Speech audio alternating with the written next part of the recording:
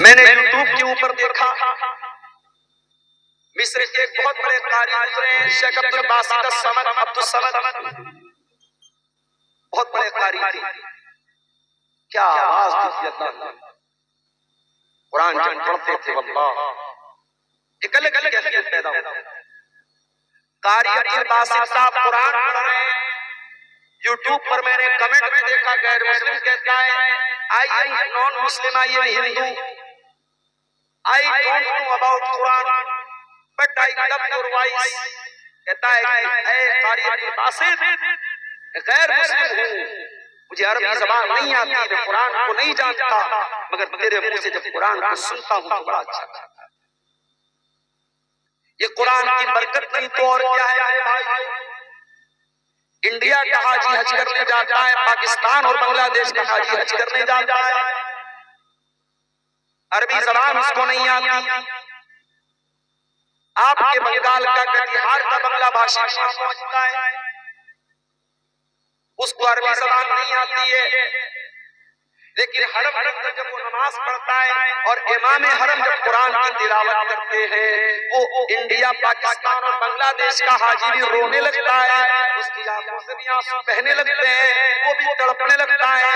ये कुरान है जो इंसान के दिल पर जाकर के अपील करता है। मेरे प्यारे साथियों, कुरान को सुना करो, इस कान का शुक्र ये है, ये कान अल्लाह ताला ने बहुत बड़ी नेमत के तौर पे दिया है। इस कान के ऊपर अल्लाह का शुक्र ये है, इस कान से कुरान की तिलावत को सुना करो। कुरान की तिलावत बहुत अच्छा काम है। और एक बात बताऊं, कुरान की तिलावत करने वाला कभी घाटे में नहीं। दुनिया के हर बिजनेस में घाटा है, कुरान की तिलावत में कभी कोई घाटा नहीं। ये बात मैं नहीं कह रहा हूं, ये खुद कुरान कह रहा है।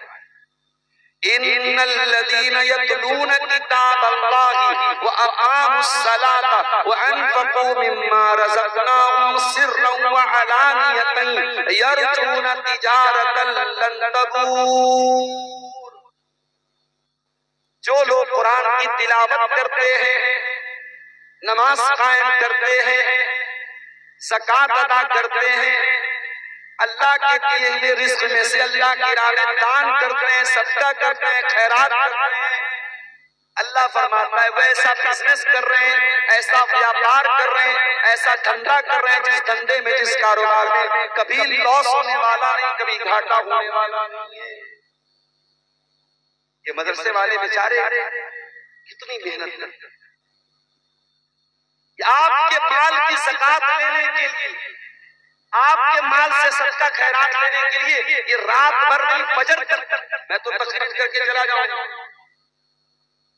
कहीं कहीं ऐसा हुआ मैं तकरीर करके सो गया, फजर के टाइम उठा, फजर की नमाज पढ़ के आया, एक मौलवी साहब बेचारे कोई बैठे वो चंदा कर रहे हैं, दान लोगों का वसूल रहे, कलेक्शन, इतनी मेहनत कर रहे हैं मेरे भाइयों। ये आपको उस तिजारत के साथ जोड़ रहे हैं जिसमें घाटा होने वाला नहीं है, कि आपकी आखिरत को बनाने के लिए, आपकी जन्नत को बनाने के लिए। तो कुरान की तिलावत को सुना करो। अल्लाह के प्यारे नबी को भी कुरान सुनना बहुत पसंद था। आप कुरान पढ़ा भी करते थे, कुरान को सुना भी करते थे। बुखारी की रिवायत है, अल्लाह के प्यारे नबी अपने सहाबी अब्दुल्ला बिन मसूद से कहते हैं इक़रा अलैयल कुरान, ऐ अब्दुल्ला मुझे कुरान पढ़ के सुनाओ। अब्दुल्ला बिन मसूद ने कहा अल्लाह के नबी मैं आपको कुरान कैसे पढ़ के सुनाऊं, ये कुरान तो आप ही के ऊपर उतरा है। आपने फरमाया कि ऐ अब्दुल्ला आज मैं दूसरे के मुंह से कुरान सुनना चाहता हूं। अब्दुल्ला बिन मसूद कहते हैं मैं कुरान पढ़ने लगा, कुरान पढ़ते पढ़ते जब मैं सूरह निसा की तिलावत करने लगा और सूरह निसा की आयत नंबर 41 के ऊपर पहुंचा, जिसमें अल्लाह ताला ने फरमाया फकैफा इज़ा जिना मिन कुल्लि उम्मतिन बिशहीदिन व जिना बिका अला हाउलाई शहीदा।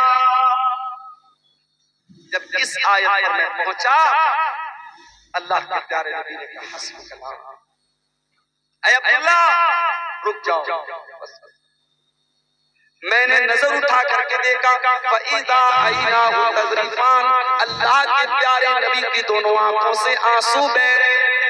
अल्लाह के नबी रो रहे थे। कुरान सुन करके नबी रोने लगते हैं, और हम तो कुरान को सुनते भी हैं, तरावी के अंदर भी, नमाज के अंदर भी, हमारे ऊपर कोई असर क्यों नहीं होता मेरे प्यारे साथी?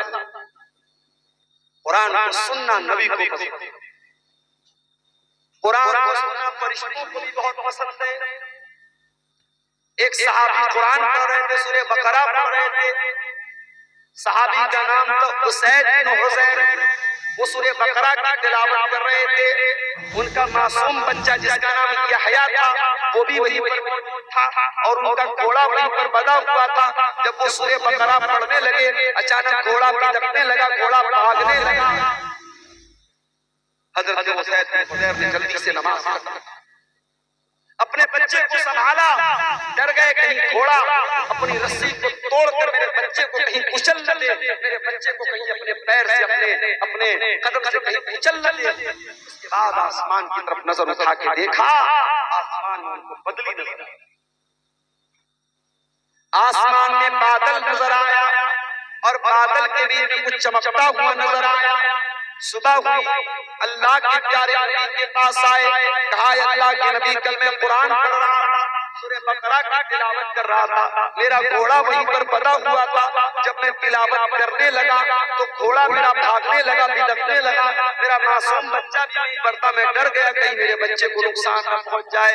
मैंने नजर उठा के देखा तो आसमान में बदली नजर आई, बादल नजर आया, और बादल के बीच में कुछ रोशनी मुझे नजर आई।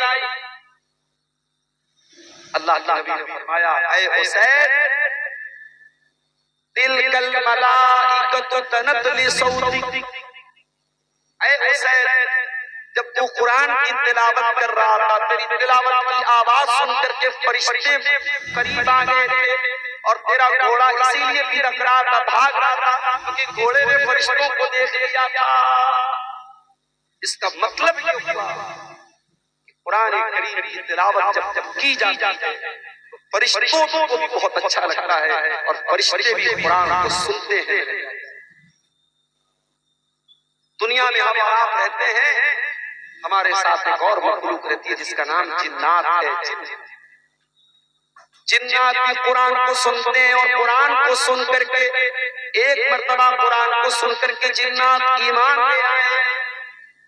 हम तो रात रात भर तकरीर सुन रहे हैं, सीमांचल के जलसे दिसंबर, जनवरी, नवंबर में भरे पड़े हैं, रात रात भर कुरान सुन रहे हैं, हमारे ऊपर तो कोई चिंजिंग नहीं हो रही है। जिन्नात ने एक मरतबा कुरान सुना, कुल ऊहिया इलैया अन्नहु इस्तमा नफरुम मिनल जिन्नि फक़ालू इन्ना समीना कुरानन अजबा।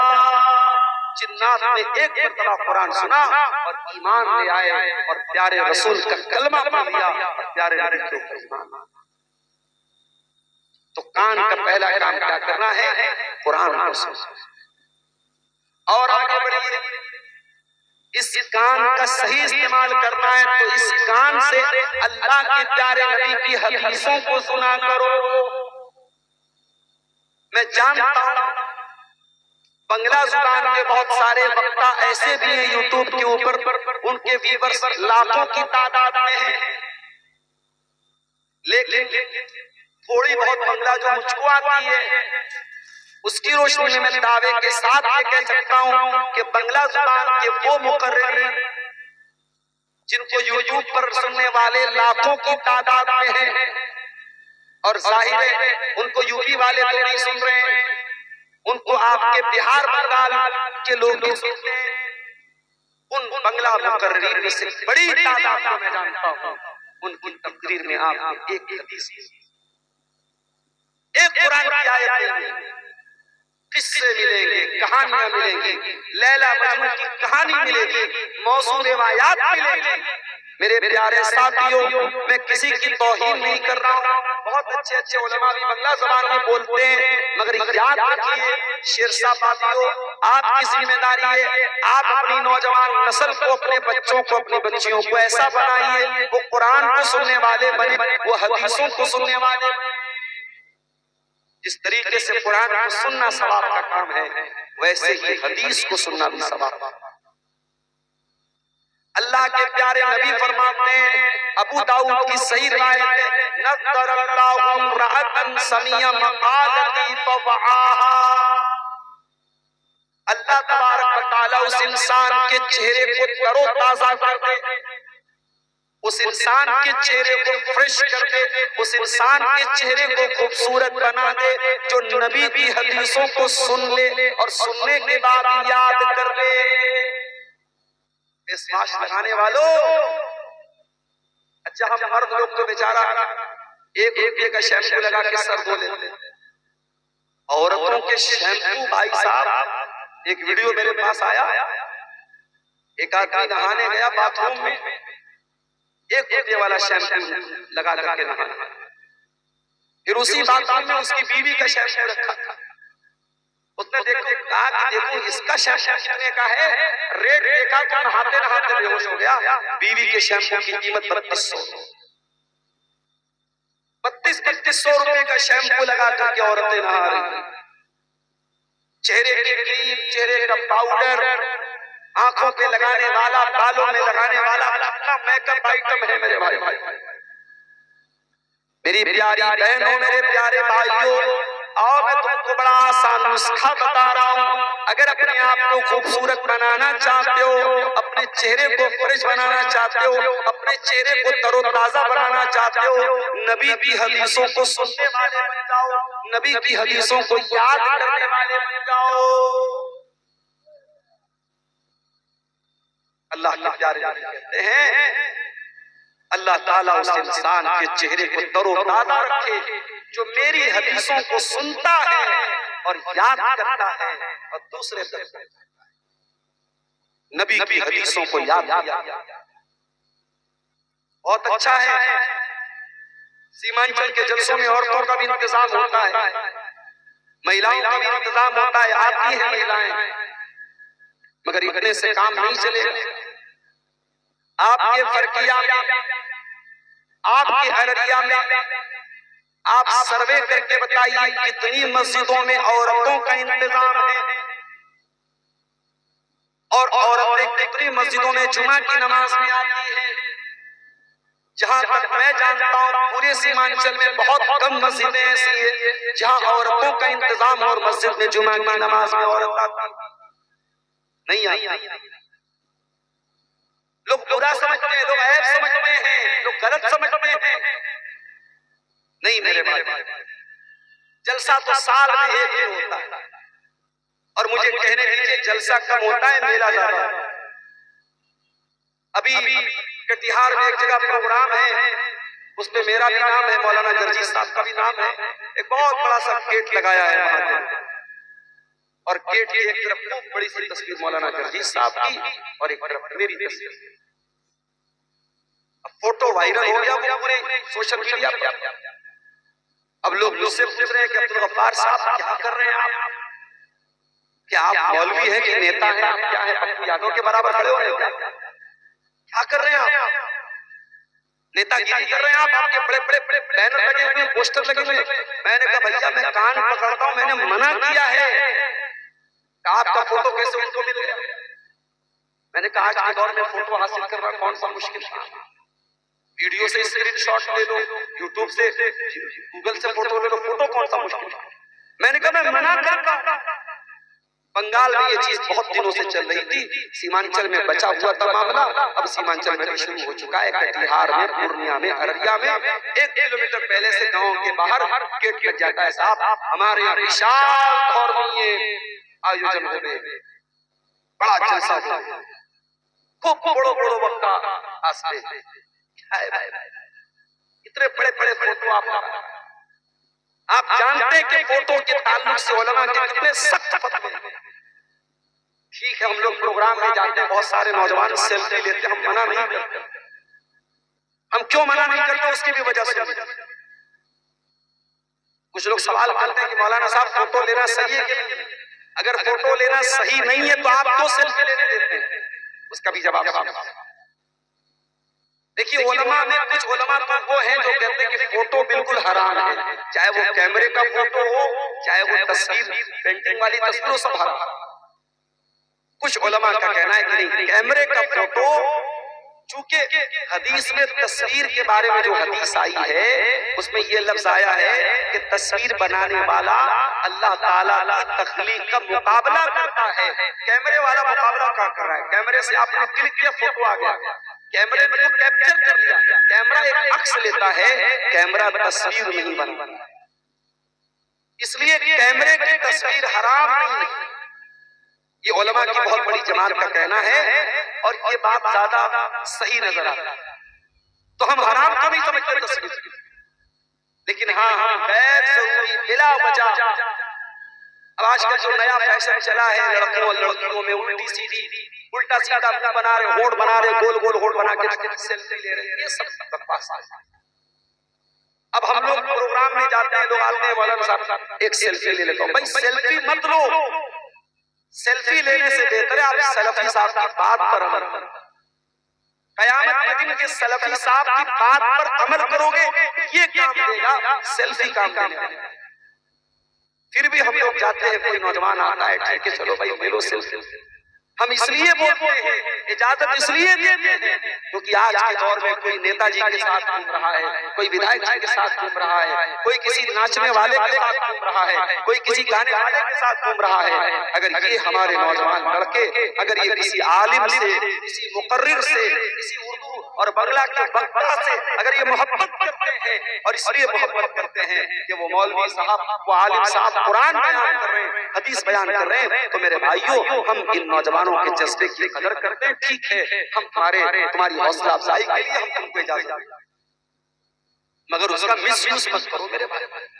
बड़े बड़े बैनर लगा करके आज उलमा की फोटो आपके सीमांचल में लगे। माफ करना मेरे प्यारे साथियों, अगर आपको करना ही है अपने गांव की मस्जिद में इंतजाम करके औरतों का अरेंजमेंट कीजिए और औरतों के लिए जुमा की नमाज का इंतजाम कीजिए। साल में एक बार आप जलसा कराते हैं, जलसा तो मेले ठेले की नजर में हो जाता है। मैं 11:30 बजे आपके गांव में आया, बहुत सारी पब्लिक वापस जा रही है, बहुत सारे लोग जलसा सुनने नहीं आते, जलसा देखने आते हैं। आए, जलसा देखा, सड़क पर 2-4 खाने पीने का सामान खा लिया, कुछ सामान खरीद लिया, ससुराल में गए, रिश्तेदारी में गए, दावत उड़ा ली, वापस चले गए। बहुत सारे लोग जलसों में सिर्फ तफरी करने, इंटरटेनमेंट करने, मनोरंजन करने आते हैं। मेरे प्यारे साथियों, ये जलसा आपको दीन की तालीम सिखाने के लिए ये पर्याप्त नहीं है, ये इनफ नहीं है। अपनी मस्जिदों में जुमा के लिए अच्छे खतीब का इंतजाम करो, अच्छे आलिम का इंतजाम करो। और माफ करना, 2000 रुपए में आपको अच्छा आलिम तो नहीं मिलेगा। जुमा पढ़ाने वाले को 2000 रुपया आप देंगे और अजान देने वाले को आप 1000 रुपया देंगे, और आप तवक्को करेंगे कि अजान देने वाला मक्के के मुअज्जिन के जैसी अजान दे दे और खुतबा देने वाला अल्लामा एहसान इलाही ज़हीर जैसी तकरीर करे। तो ये मेरे प्यारे साथियों 2000 में ये मुमकिन नहीं। अच्छी तनख्वाह, अच्छे आलिम को रखिए और औरतों का इंतजाम। और आपके इलाके में जामिया हसना लिल बनात शेख हफीजुद्दीन रियाजी साहब का इदारा में गया हूं, वहां एक बहुत अच्छा ऑप्शन है। आप भी अपनी लड़कियों को पढ़ाते होंगे इन इदारों में। बहुत अफसोस के साथ कहना पड़ता है, सीमांचल के अंदर लोग अपनी लड़कियों को आलिमा तो बनाते हैं, बनाकर पढ़ाते हैं, मगर ये लड़कियां पढ़ लिख करके भी बेकार बैठी रहती हैं। लोग इनको सिर्फ इसलिए पढ़ाते हैं ताकि शादी करने में आसानी हो जाए, रिश्ता भी देखने आए तो हम फख्र से कह सके हमारी लड़की आलिमा है, बस इतना ही मतलब। आपकी लड़की आलिमा है, उसने अपने इल्म का यूज क्या किया है, अपने इल्म का इस्तेमाल किया। मेरे प्यारे साथियों, अपनी बेटियों को अगर आलिमा बनाते हो तो घरों के अंदर कुछ औरतों के प्रोग्राम भी छोटे मोटे किया करो। उसमें किसी पिंडाल की जरूरत नहीं है, किसी दावत देने की जरूरत नहीं है, कोई खर्चा करने की जरूरत नहीं है। घर घर खानदान की 25-50 औरतें इकट्ठा हो जाएं और एक लड़की जो जामिया हसना से या मौलाना अमानुल्लाह साहब मदनी के इदारे से या किसी भी बनात के इदारे से पढ़ करके आई है, उसने कुरान पढ़ा है, उसने हदीसों को पढ़ा है, वो आए और उन औरतों को दीन की मोटी मोटी बातें सिखा दे। अगर ये काम आप अभी से करना शुरू कर दे, 2024 चल रहा है, मैं दावे के साथ कहता हूँ अगर इस काम को आप अभी से करना शुरू कर दे, सिर्फ 2 साल, मैं ज्यादा नहीं कह रहा हूँ, 2026 में अगर मौका मिला इसी प्रक्रिया में कराऊंगा और आपसे पूछूंगा कि आप जरूर अमल मत कीजिए। साल में एक बार जलसा करा लेने से मसला हल नहीं हो जाता है। कुरान कहता है वज़कुरना मा युतला फी बुयूतिकुन्ना मिन आयातिल्लाहि वल हिक्मा। ऐ नबी की औरतों, तुम्हारे घरों में कुरान पढ़ा जाता है, तुम्हारे घरों में हदीस पढ़ी जाती है, उस कुरान को तुम याद किया करो, उन हदीसों को तुम याद किया करो और अपने घर में कुरान और हदीस का दर्स दिया करो, कुरान और हदीस को पढ़ा करो, पढ़ाया करो। तो कान से हमें कुरान सुनना है और कान से हमें हदीस, और कान से एक चीज और सुनना है, अल्लज़ीना यस्तमिऊनल क़ौला फयत्तबिऊन अहसनहु। कुरान कहता है मेरे मोमिन बंदे वो होते हैं जो बातों को सुनते हैं, अच्छी बातों को सुनते हैं और उसके ऊपर अमल करते हैं। उलमा के बयानात अल्हम्दुलिल्लाह हर मौजू पर, हर टॉपिक पर हमारी जमात के जो उलमा हैं उनके बयानात आपको आज यूट्यूब मौजूद है, आज आपके पास मोबाइल मौजूद है। और मैं कभी कभी कहता हूँ इस यूट्यूब ने नुकसान भी बहुत किया। इस यूट्यूब के आने के बाद फायदा भी हुआ है, नुकसान भी हुआ है।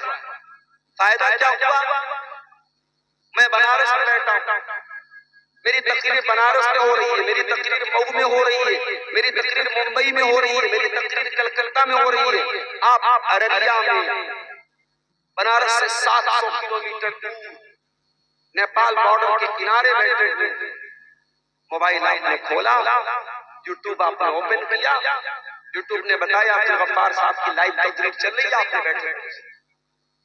फायदा तो हुआ, नुकसान क्या हो रहा है? नुकसान ये हो रहा है कि लोग जलसे में आते हैं, 10 बजे तक सब्र किया, अब्दुल गफ्फार साहब नहीं आए, 11 बजे तक सब्र किया, अब्दुल गफ्फार साहब नहीं आए। उसके बाद सब्र का पैमाना लबरेज होने लगा, अरे यार चलो कोई बात नहीं, कल यूट्यूब पर देख लेंगे, चले गए यूट्यूब पर देख लेंगे। बहुत सारे लोग आते हैं तकरीर नहीं सुनते चले जाएंगे, और हमारी मजबूरी ये है, हमको भाई साहब 12 बजे के पहले बहुत कम मौका मिलता है, 1 बजे 1:30 बजे 2 बजे लोग। तो मेरे भाई इस यूट्यूब का आप सही इस्तेमाल कीजिए, उलमा के बयानात का। इसी सीमांचल के बहुत सारे नौजवानों को मैं जानता हूँ, कॉमेडी चैनल उन्होंने बना के रखा है, कॉमेडी कर रहे हैं, और यूट्यूब पर उनके सब्सक्राइबर की तादाद 1-1 मिलियन 2-2 मिलियन है। अल्लाह का शुक्र अदा कीजिए कि अल्लाह ताला ने अगर आपको यूट्यूब के साथ जोड़ा है और आप उलमा के बयानात को बयान कर रहे हैं, सुन रहे हैं, तो ये बहुत अच्छा प्लेटफॉर्म है, इसका सही इस्तेमाल कीजिए। अल्लज़ीना यस्तमिऊनल क़ौला फयत्तबिऊन अहसना। अल्लाह कहता है मेरे मुत्तकी बंदे वो होते हैं जो अच्छी बातों को सुनते हैं, जो कुरान और हदीस की बातों को सुनते हैं और उसके बाद इसी कान से एक और काम भी हम कर सकते हैं, और वो काम ये है कि अगर कोई हमारी खैरखाही कर रहा है, हमें अच्छी राय दे रहा है, अच्छा मशवरा दे रहा है, तो वो भी इसी कान से सुनना चाहिए। आज का जमाना तो ये है, अगर आप किसी को समझाएंगे, अच्छी बात बताएंगे, वो आप ही को रास्ता बताने लगेंगे। उर्दू का एक शायर कहता है ना, संभल कर गुफ्तगू करना बुजुर्गों कि अब बच्चे पलट कर बोलते। अब बुजुर्गों को भी अपनी ज़बान बंद करना पड़ता है। आप गाड़ी चला रहे, रास्ते में किसी कोई जा रहा है, गलती उसकी है, मगर आपको अपनी ज़बान बंद करना है। आप बहस करेंगे, वो उल्टे आप ही को दोषी कराएंगे। इसलिए मेरे साथियों, सही राय और सही मशवरे पर अल्लाह के प्यारे नबी फरमाते हैं, हक़्क़ुल मुस्लिमी अलल मुस्लिमी सित्तुन, एक मुसलमान का दूसरे मुसलमान पर 6 हक है। इज़ा लक़ीतहु फसल्लिम अलैहि, जब मुसलमान से मुलाकात हो तो सलाम करो। व इज़ा इस्तनसअका फंसअ लहू, और जब मुसलमान आपको मशवरा दे, आपसे मशवरा मांगे, राय मांगे तो सही राय दो, सही मशवरा दो। वइज़ा दआका फअजिबहु, और जब आपका मुसलमान भाई दावत दे तो दावत कबूल करो। वइज़ा मरीज़ा फउदहु, और जब आपका मुसलमान भाई बीमार पड़ जाए तो उसकी इयादत करो। हमारे चाहने वाले, हमारे बहुत अच्छे दोस्त कह लीजिए, हमारे साथी कह लीजिए, कलकत्ता में एक जगह पड़ती है मटिया बुर्ज, वहां के रहने वाले, उनका नाम है मोहम्मद साबिर। अभी कल उनकी बेटी का फोन आया, परसों अचानक हार्ट अटैक हुआ है और आईसीयू में एडमिट हैं, और जो दिल की जो नसें होती हैं, एक नस कोई ब्लॉक हो गई है, उसका ऑपरेशन हुआ है, और दूसरी भी अभी 30% या 40% ब्लॉक है, इलाज चल रहा है। आप सबसे अपील करता हूँ, सादिर भाई के लिए दुआ करें। हमारे बहुत अच्छे दोस्तों में से हैं और चाहने वालों में से बड़े मुखलिस इंसान है, बहुत नेक इंसान है।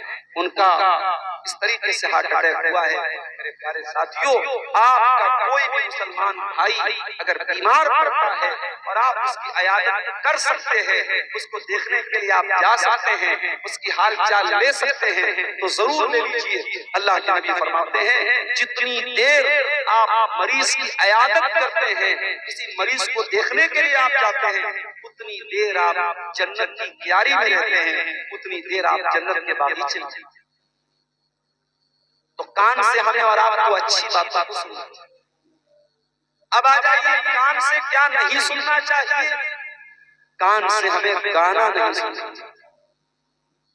गाने बजाने की आवाज अल्लाह के प्यारे नबी को भी पसंद नहीं है, सहाबा को भी पसंद नहीं है, अल्लाह ताला को भी पसंद नहीं है। अल्लाह ताला कुरान करीम में कहता है, व मिनन नासी मन यश्तरी लहवल हदीथी लियुदिल्ला अन सबीलिल्लाहि बिगैरि इल्मिन व यत्तखिदहा हुज़ुआ।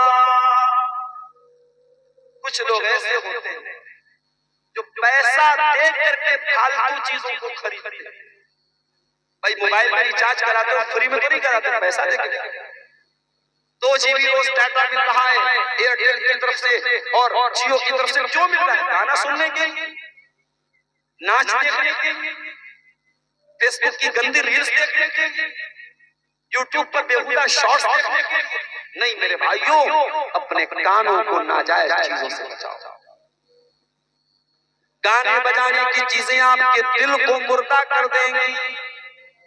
कान से आप सुनेंगे लेकिन दिल मुर्दा हो जाएगा, और जब दिल मुर्दा हो जाएगा तो माफ करना, जब बहुत ज्यादा गाना सुनेंगे आप, बहुत ज्यादा म्यूजिक सुनेंगे तो कुरान आपको अच्छा नहीं लगेगा।